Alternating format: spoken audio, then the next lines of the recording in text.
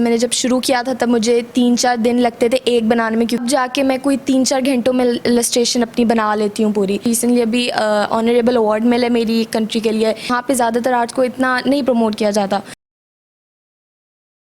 अस्सलाम वालेकुम, spark TV के साथ मैं हूं आपकी होस्ट सादिया बुखारी। नाज़रीन, इस वक्त मेरे साथ ऐसी टैलेंटेड गर्ल मौजूद हैं जो पाकिस्तान का फ़ख्र भी हैं और अपने आप में ख़ास मुकाम रखती हैं। इन्होंने 13 साल की उम्र में ख़ुद को मनवाया है। इन्होंने एलिस्ट्रेशन और UN वुमेन का एवॉर्ड भी हासिल किया है। ओ लेवल की ये स्टूडेंट हैं। इनकी 2D और 3D पाकिस्तान समेत मुख्तलिफ़ ममालिक में पसंद की जाती हैं।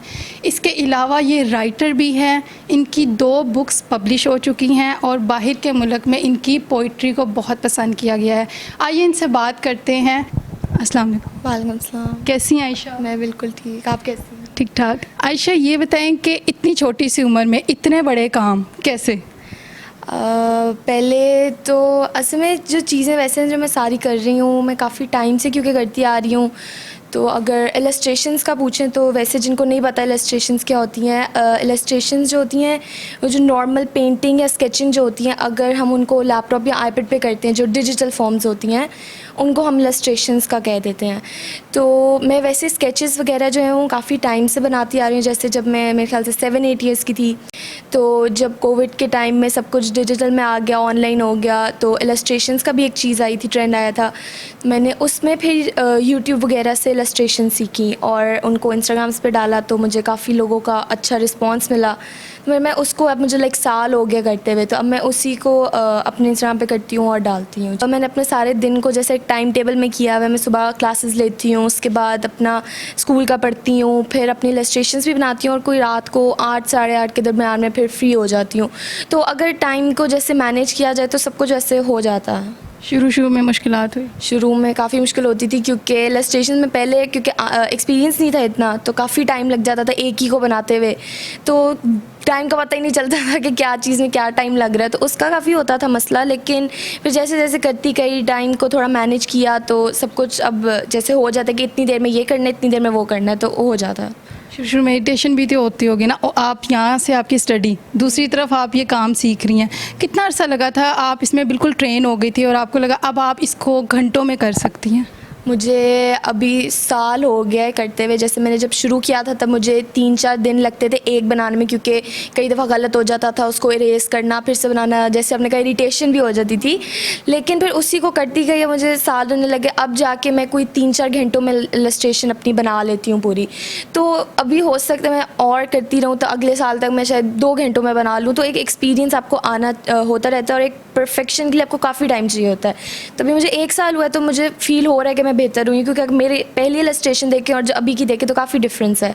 लेकिन अभी हो सकता है आगे वाले टाइम में और डिफरेंस आ जाए, तो एक्सपीरियंस आपको हर टाइम में एक नया मिलता जाता है। तो आगे इसका क्या आपका प्लान है, फ्यूचर गोल क्या है, इसको कहाँ तक लेकर चलना है? क्योंकि माशाल्लाह आपके अवार्ड्स हमने देखे, आपने माशाल्लाह इतने अवार्ड्स लिए हैं, सर्टिफिकेट इतने हासिल कर चुकी हैं, तो फ्यूचर प्लान क्या है? फ्यूचर प्लान अभी क्योंकि ओ लेवल शुरू हो गए तो पढ़ाई और मुश्किल हो गई है, तो पहले एजुकेशन कंप्लीट करनी है। लेकिन कोशिश करूँगी कि साथ साथ अपना मैं आर्ट्स को भी लेके चलूँ, क्योंकि मैं साइंसेस पढ़ रही हूँ, तो दोनों बिल्कुल डिफरेंट फील्ड्स हैं। तो साइंसेस में ज़्यादा टाइम भी चाहिए होता है, तो लेकिन कोशिश करूँगी कि दोनों को साथ लेके चलूँ। और जब मेरी पढ़ाई मुकम्मल हो जाएगी उसके बाद मैं अपने एग्जीबिशंस वगैरह लगाऊँ, जैसे बाहर के मुल्क में या पाकिस्तान में, ताकि जो आर्ट्स का है उसको लोगों का और पता चले, क्योंकि यहाँ पे ज़्यादातर आर्ट्स को इतना नहीं प्रमोट किया जाता। तो उसको और बल्कि करना चाहिए कि जो आने वाले लोग हैं या जो जनरेशन्स हैं उनको भी शौक़ हो कि आर्ट्स अगर हम करते हैं तो वो कोई गंदी चीज़ नहीं है। जैसे लोग कहते हैं उसको एक फारिग टाइम का एक नाम देते हैं, तो उसको अगर आप एज ए प्रोफेशनल भी ले लो तो वो बहुत ज़्यादा आपके लिए प्रोफेशन बन सकता है, आपके फ्यूचर बन सकता है। आपका कोई ऐसा गैजेट पीस जो आपने बनाया और आपको याद हो, वो तब का और अब का अगर जब आप कंपैरिजन करती हैं तो क्या डिफरेंस फ़ील होता है कि पहले शुरू में जो आपने बनाया था आर्ट पीस, अब उसमें क्या डिफरेंस है? अब उसमें ऐसे डिफरेंस आते हैं, जैसे मैंने जब पहले बनाई थी तो मैं लैपटॉप्स पे बनाती थी, तो उस पर भी मेरा ये होता था कि मैं बिल्कुल ब्लॉक बनाती थी, कि कोई कलर की स्मज नहीं होता था, या फिर वो बिल्कुल डिफरेंट एक चीज़ होती थी, लाइंस का एक जो शार्प लाइंस होती हैं, चीज़ें जो एक होती हैं उस टाइप का होता था। लेकिन अब मैं क्योंकि आईपैड पे बनाती हूँ, मैंने लिया था, तो उस पे मैं पेंसिल से यूज़ करती हूँ, तो वो एक एक स्मूथनेस आ जाती है, एक परफेक्शन आ जाती है, तो उसका काफ़ी डिफरेंस आया था मेरी लाइफ। अब तक आप किन के साथ काम कर चुकी हैं और कौन कौन से सर्टिफिकेट हासिल कर चुकी हैं? तो मैंने जो ज़्यादातर सर्टिफिकेट्स मुझे मिले हैं वो मेरे पोइट्रीज़ के लिए मिले हैं। मैं राइटिंग भी करती हूँ, तो मेरी 2 एंथोलॉजीज़ जो हैं, जो कि मैं मेरी पोइट्रीज़ होती हैं, वो मेरी बाहर के इंटरनेशनली पब्लिश हुई हैं। एक इंडिया में हुई है और एक यूएसए में। एक मेरी यूएसए में और हो रही है, बट वो अच्छा, माशाल्लाह राइटर भी हैं। जी, तो वो कोविड की वजह से थोड़ी डिले हो गई हुई है, लेकिन अभी मतलब होगी। और उसके अलावा जो मॉडल यूनाइटेड नेशंस होते हैं, जो कि लाइक ओरिजिनली वैसे यूएसए के होते हैं, जो यूनाइटेड नेशन है, लेकिन वो पाकिस्तान में उनकी छोटी ऑर्गेनाइजेशंस होती हैं, तो उसमें भी मैंने लिया हुआ है, जिसमें मुझे रिसेंटली अभी ऑनरेबल अवार्ड मिला है मेरी कंट्री के लिए। और फिर उसके साथ मैंने एज एन एम्बेसडर भी काफ़ी के साथ काम किया, जैसे लम्स वाले हैं, या फिर जो खुलूस खिदमत जो सोशल वर्कर्स हैं, उनके साथ मैंने एम्बेसडर भी काम किया हुआ है। और एक WSC होते हैं जो कि यूनाइटेड स्टेट्स के हैं, लेकिन वो उन्होंने यहाँ पे भी किया था एक अपना राउंड, तो मुझे वहाँ पे 6 गोल्ड मेडल्स भी मिले थे और नेक्स्ट राउंड के लिए क्वालिफाई भी हुई थी, बट अगेन कोविड की वजह से वो थोड़ा डिले हो गया था, जो नेक्स्ट राउंड था, जो दुबई में होना था वैसे। और उसके अलावा काफ़ी मेरे हुए हैं, जैसे मैंने स्केचेस करती थी, तो मुझे उसके लिए भी अवार्ड्स मिले हुए हैं काफ़ी। उसके साथ साथ फिर मैंने राइटिंग में काफ़ी ज़्यादा मुझे चीज़ें वैसे मिली हुई, मतलब दो टैलेंट। दो टैलेंट। अच्छा, इस वक्त आप कौन से एम्बेसडर्स के साथ काम करते हैं? मैं अभी क्योंकि काफ़ी ज़्यादा सोशल वर्क के साथ काम कर रही हूँ, क्योंकि मैं जो अर्निंग करती हूँ मैं उनको फिर उसमें भी इस्तेमाल करती हूँ। तो मैं खुलूस खिदमत हैं, खुलूस निस्वां हैं, फिर लम्स का MUN है, और अभी रिसेंटली जो अवार्ड्स होने वाले हैं यूथ इंटरनेशनल अवार्ड्स, मैं उन सब के साथ एज एन एम्बेसडर काम कर रही हूँ। और पहले भी काफ़ी उनके साथ कर चुकी हूँ, लेकिन जब भी रिसेंटली कर रही हूँ वो ये हैं। तो अवार्ड्स अब तक कौन कौन से हासिल कर चुके? वैसे तो मैंने आपके अवार्ड्स देखे हैं, माशाल्लाह काफ़ी ज़्यादा सर्टिफिकेट और अवार्ड्स हासिल कर चुके हैं। चंद देख के ज़रा नाम हमें बताएं। मैं अभी ज़्यादातर मेरे जो अवार्ड्स वगैरह वो मेरे राइटिंग्स या पोइट्रीज़ के लिए हैं। जैसे मैंने अभी इस ईयर कॉमनवेल्थ ऐसे होते हैं UK के जो होते हैं 2021 में, मुझे उसका गोल्ड अवार्ड मिला है। फिर मैंने पोइट्रीज़ जो है मैंने काफ़ी इंटरनेशनली एंथोलॉजीज़ में मेरी पब्लिश हुई हैं, जैसे एक इंडिया में और एक USA में।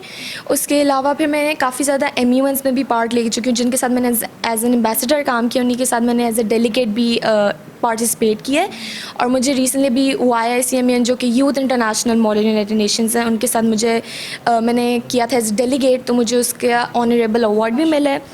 और उसके अलावा मुझे काफ़ी ज़्यादा जैसे राइटिंग्स के मेरे एज ए को-ऑथर मैंने काम किया हुआ है।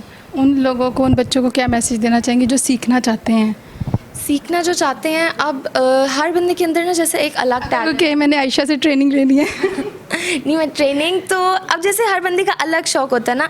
अब मुझे आर्ट्स का है, शायद किसी और को फुटबॉल का हो, किसी और को गेमिंग का हो, तो जिसको जौन सा शौक होता है वो उस, और क्योंकि आप कुछ भी होता है ना, आपने लाइक ज़ीरो से ही आप सीखते हो, आपके अंदर पेरेंट्स को सपोर्ट करना चाहिए। आपको कुछ शौक है तो बल्कि उसको आपको इन्हांस करना चाहिए और पॉलिश करके लोगों को दिखाना चाहिए। तो अगर जैसे जिसको आर्ट्स का शौक है वो यूट्यूब से सीख सकता है, जिसको फुटबॉल चीज़ों का है वो यहाँ पे कोर्सेज होते हैं वो वहाँ से सीख सकते हैं। तो हर चीज़ को होता है, आपको बस अपने अंदर ढूंढना होता है आपको क्या टैलेंट या क्या शौक है, और उसको बस आपने थोड़ा सा इन्हांस करना होता है।